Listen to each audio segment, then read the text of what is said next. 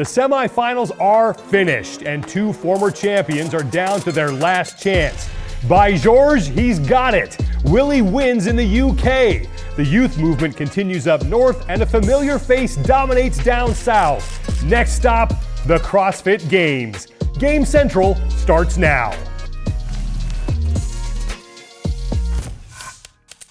Hi everybody, welcome to another edition of Game Central presented by Rogue Fitness, the official equipment supplier of the CrossFit Games. We are now done with semifinals. We had 4 consecutive weekends of 10 different semifinals across 6 continents. 38 men, women, and teams are heading to Madison, Wisconsin to compete in the 2022 Noble CrossFit Games. This past weekend, we had the final 3 semifinal events, and we start over in the UK, Strength and Depth, and that's where Tommy Marquez and Mads Jacobson called the action. Podium ceremonies are just wrapping up here in the Excel London in CrossFit Strength and Depth.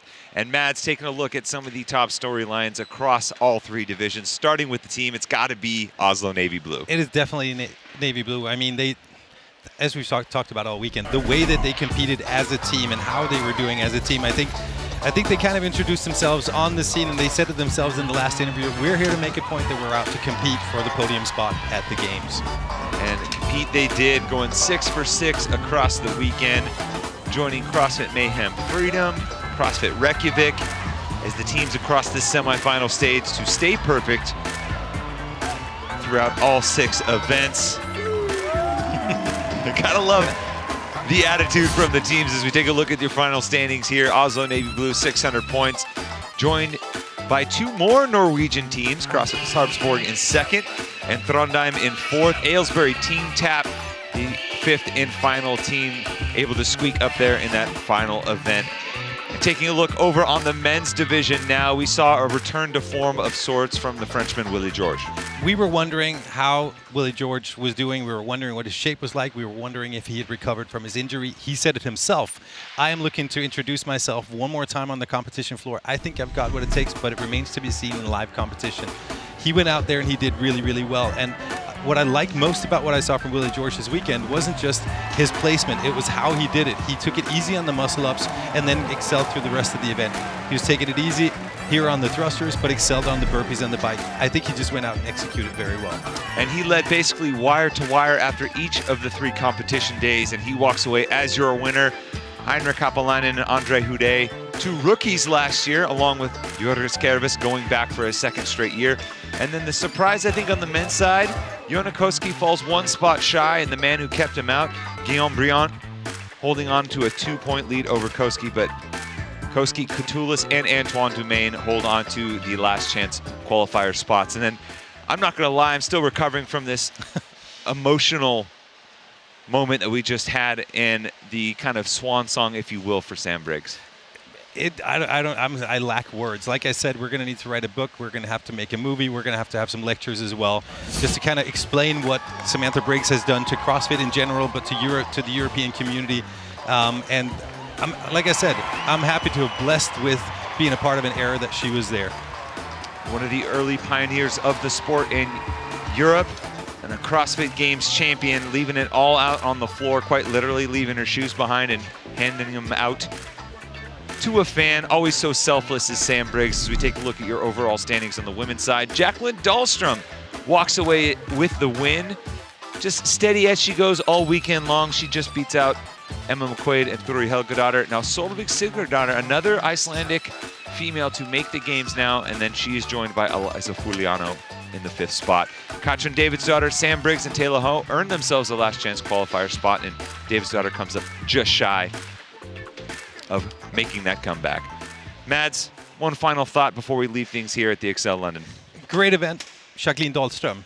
The way she competed now is better than I've seen her compete ever. She was much better at kind of sticking to her game plan and executing a lot better, a lot less emotion and a lot more athletic prowess. Jacqueline Dahlstrom, looking forward to seeing her. Tremendous performance. Mads, thanks as always. It's been a pleasure. For man in the booth with me. That's going to do it for us here in Strength and Depth. Back to you. Thank you, guys. One other former champion who failed to qualify out of Strength and Depth Katrin Davidsdottir, who finished 6th overall at the Strength and Depth semifinal. She put on a great charge on the final day. This is now the first time since 2014 that Katrin has failed to qualify for the CrossFit Games. Coincidentally, the same year that we first saw that running legless rope climb event. Since that year, though, Davidsdottir has won the games twice, and she has never finished lower than 10th. Davidsdottir is still alive, though. She can qualify for her 10th career trip to the CrossFit Games in the Last Chance Qualifier. There was one final North American semifinal that was held up in Quebec.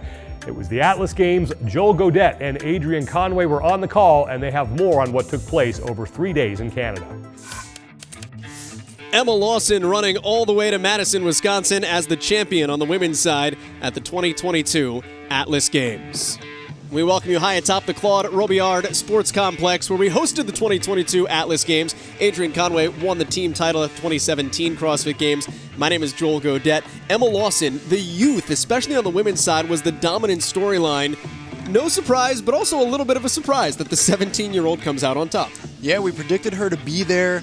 She knew she was the favorite going in, and so the question was, how would she navigate the pressure? And she answered us very clearly this weekend. Dealing with pressure, something she's done before. She has won the CrossFit Games on the teenage side. Now what kind of noise can she make on the elite level? Yeah, we're going to see it. She's going to now get to be back at Madison, a place that she's not foreign to, but now amongst the fittest women in the entire world, not just her age group. So what's her training look like? How will she show up? And how will she respond to the new pressure there? Talk about pressure on the men's side. Willy Georges wins the first 2 events and then openly admits afterward, hey, maybe I let the pressure get to me a little bit. He does wind up hanging on, though, qualifies for his first Games appearance in 5th place. Yeah, when you're not used to leading and you get 2 first, all eyes are on you. And that's a foreign territory to someone who's never been to the CrossFit Games. For him to bounce back after a slow day 2 and still be on his way to Madison after having that struggle, it says a lot about him as an athlete. Jeff Adler qualifies for his 4th CrossFit Games. He's looking for his first podium. That is the goal. Yeah, and it's interesting, too. He says, hey, I didn't have a great start to the weekend, but today I felt good. He said, I wanted to win, and guess what? I won. And that says droves about his trust in his coach, the training that they're doing, and where he is developmentally throughout the season. I expect big things from Adler at the CrossFit Games. On the team side, Omnia wins, but it's East Woodbridge, a true affiliate team. All full-time coaches, or all full-time jobs, coaches at the gym. They come together, they steal 5th place at the very end, and it's an awesome story. It's so refreshing in a day and age where people are being recruited to come to affiliates or areas to compete together, to see this true affiliate model really show its fruits and pay off. These guys are going to Madison, and they earned it. Omnia, again, is your overall leader with 525 points. Pro 1 Montreal just behind them. All of these teams before, at some point in their history as affiliates, have sent teams to the CrossFit Games. So we'll have some experience from some point for all of those teams in Madison. On the women's side, Emma Lawson is the champion. Paige Powers just behind her, both under 20 years of age. Freya Moosbrugger will also make her CrossFit Games debut. 4 total individuals between the men and women will be rookies coming out of the Atlas Games. On the men's side, that rookie is Nicolas Joyel, Jeff Adler the champion, and then Patrick Vellner. Don't sleep on him. Pat Vellner, the 2nd fittest man on earth last year. He's going back to Madison. For one final time, here from Montreal, for Mike Arsenault, for the rest of our crew, and for Adrian Conway, my name is Joel Godet. We will see you in Madison. The 3rd and final semifinal that was held this past weekend was down in Brazil. It was CrossFit Copa Sur, and here are the qualifiers from that event. On the men's side, Gui Malheiros had 544 total points. He was 80 points better than Pedro Martins. And on the women's side, Victoria Campos qualifies with 516 points. Julia Cato had 460 points to qualify in 2nd. She was 16 points up on 3rd place. Tefi Escudero has more from CrossFit Copa Sur. Obrigada, Sean. Hi everyone, and congratulations to all athletes who qualified for the games this weekend. Let's take a deeper look into what happened at Copa Sur.